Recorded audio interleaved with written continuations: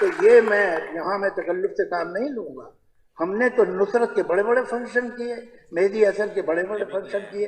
आपके मुल्क में तो लता मंगेशकर का कोई फंक्शन नहीं हुआ।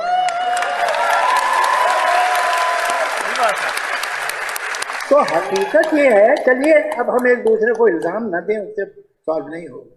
ये अहम बात यह है कि ये जो आजकल इतना गर्म है फिजा, वो कम होनी चाहिए। हम तो बम्बई के लोग हैं, हमने देखा हमारे शहर पे कैसे हमला हुआ था।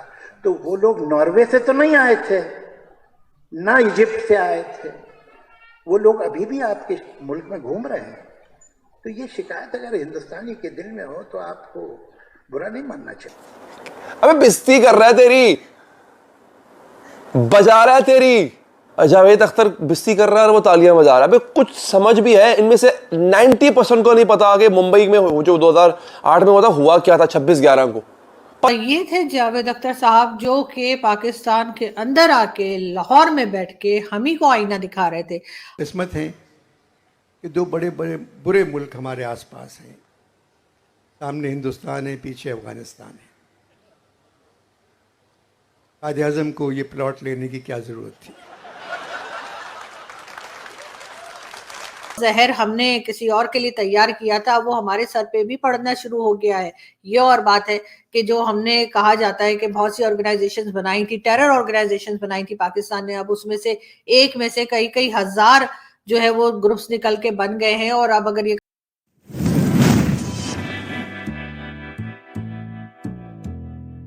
अख्तर एक बहुत बड़े शायर हैं, इसमें कोई शक नहीं है, बहुत बड़ा नाम है। अच्छा मैं हम बहुत बड़े वो हैं, वो भी मैं कहना नहीं चाहता, मतलब मैं सब पाकिस्तानियों की बात नहीं कर रहा। अब मैं आपके सामने वो पाकिस्तानी रखने जा रहा हूं जिन्होंने जावेद अख्तर साहब के सामने ये साबित किया कि वो है। कहने का मकसद है वे कि एक बंदा बाहरों आया छितर लैके नाल आया, भिजिया छितर, भिगो के सानू उन्हें मारिया, उन्हें साड़ी लितरॉल की थी, असी खुले बावां नाल लितरॉल कराई, ऐसे कि इत्थे भी मार, इत्थे भी 2-4 सानू ला के जा, मज़ा नहीं आया। असी कुटैस पवा के फिर असी कहा तू जा, असी उन्हें पुलां शुलां दे हार पाए, असी कहा तू जा हुण, साड़ी बड़ी बिस्ती हो गई, असी रज गए साड़ी नहीं, सानू इस बिस्ती अगले साल दोबारा करावांगे। तो फिर आई, फिर साड़ी बिस्ती करी, फिर असी सानू बड़ा मज़ा आएगा। हुआ क्या, जावेद अख्तर साहब आते हैं पाकिस्तान, फैज़ फेस्टिवल में आते हैं, हमने बड़ी उनको इज़्ज़त दी, बड़ा मान दिया, हमेशा देते हैं। इंडियन वैसे भी कोई आ जाए तो हम वैसे ही पागल हो जाते हैं। खैर, वो जनाब फैज़ साहब ने आके कहा कि जी मुंबई के हमले जो हुए थे ना, उसके करने वाले आपके यहाँ खुले घूम रहे होते हैं और आप लोग कुछ नहीं करते। Clapping, oh my God Javed साहब, अबे बेइज्जती कर रहा है तेरी, बजा रहा है तेरी। ओ माय गॉड, तालियां नहीं बजाओ, वो तुम्हारी बजा रहा है। ये हालत है इस कौम की। ये एक इंतहाई बर्गर तबका लाहौर का, मैं अदील हाशमी साहब माजरत के साथ, आप ही ने पाले हुए हैं सारे, इंतहाई बर्गर तबका बैठा हुआ है। जावेद अख्तर बिस्ती कर रहा है और वो तालियां बजा रहा है। अबे कुछ समझ भी है इनमें से 90% को नहीं पता कि मुंबई में जो 2008 में हुआ था, हुआ क्या था 26/11 को, पता ही नहीं होगा। उससे बोल दिया ये तालियां बजा रहे हैं। ये बर्गर भी नहीं, ये चीज वाला बर्गर है एलोपिनो के साथ, बल्कि एलोपिनो स्पाइसी होता है, तो बिल्कुल फिक्का बर्गर है, मशरूम वाला बर्गर है ये वो वाले बर्गर बिठाए हुए थे इन्होंने सारी। ये BNUNCA वाली क्लास जो होती है, DHA phase 5 bro this is the best phase of their life bro this was the best phase of their life bro because Javed Akhtar was sitting right in front of them। ये इन लोगों की हालत है और ये तालियां बजा रहे हैं। अब पता है कंगना रनावत ने क्या बोला, मैं सुनाता हूं आपको। ये देखो, आप देखो यार, उनके सेलिब्रिटीज जो हैं वो किस तरह बात को समझते हैं और हमारों को। अच्छा मजे की बात है, अब मजम्मत कर रहे हैं। अबे अकल के बुद्धो, उस वक्त तुम्हें पता नहीं चला कि वो बैंड, वो तुम्हारी ड्रम बजा रहा है बीट पे, वो भी उसका मजा इंडिया में बैठ के लोगों ने लिया है। जावेद अख्तर, उस दिन जावेद अख्तर पोइट नहीं था, उस दिन जावेद अख्तर म्यूजिशियन बना हुआ था और तुम थे उसके ड्रम, तुम थे उसकी ढोलक, वो तुम्हें बजा रहा था और उसकी जो बीट थी ना, उस पर ठुमका इंडिया वाले लगा रहे थे, मजा उनको आ रहा था, तुम्हारी बज रही थी। यार क्या लोग हो यार। कंगना क्या बोलती है, सुनो जरा, मैं सुनाता हूं कंगना क्या कहती है।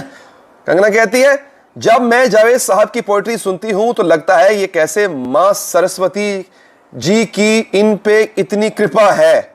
और आप में समझ आना मतलब मुझे मेरे को नहीं पता, लेकिन देखो कुछ तो सच्चाई होती है इंसान में, तभी तो खुदाई होती है। उन्हें अपनी तरफ अपने भी शेर मारे हैं, खुदाई होती है उनके साथ में। जय हिंद जावेद अख्तर साहब, घर में घुस के मारा है। हा हा, सही कह रही है वो हमारे घर आया, उससे घर में घुस के मारा, हमने उसको तालियों से उसका स्वागत किया और चल दिया। और मजे की बात, अब मैं आपको, ये वो गांव है भाई, और वो इंडिया में इस वक्त जावेद अख्तर की जय, जो आपने उसको प्लेटफॉर्म दिया, आपने उसको अपॉर्चुनिटी दी, आओ हमारी बचाओ, आओ, वो बचा के चला गया, उसकी इंडिया में जय जयकार हो गई। अब आप मुझे मुंह खोल के खड़े हो, ये क्या हो गया हमारे साथ? और अक्सर को तो पता भी नहीं कि क्या हो गया हमारे साथ। ये थे जावेद अख्तर साहब, जो कि पाकिस्तान के अंदर आके लाहौर में बैठ के हम ही को आईना दिखा रहे थे। अब समझने वाली बात ये है कि ये चीज तो जावेद साहब बहुत से पाकिस्तानियों को मालूम है और मानते भी हैं। आपने बिल्कुल ठीक कहा कि मुंबई अटैक्स के जो लोग थे वो ना सिर्फ ये कि पाकिस्तान में घूम फिर रहे हैं, बल्कि शायद आए भी यकीनन यहीं से थे, मगर ये बात हम मानने को तैयार नहीं है, क्योंकि जो जहर हमने किसी और के लिए तैयार किया था वो हमारे सर पे भी पड़ना शुरू हो गया है। ये और बात है कि जो हमने कहा जाता है कि बहुत सी ऑर्गेनाइजेशंस बनाई थी, टेरर ऑर्गेनाइजेशंस बनाई थी पाकिस्तान ने, अब उसमें से एक में से कई कई हजार जो है वो ग्रुप्स निकल के बन गए हैं, और अब अगर ये कंट्रोल करने की कोशिश कर भी रहे हैं तो इनसे कंट्रोल नहीं हो रहा।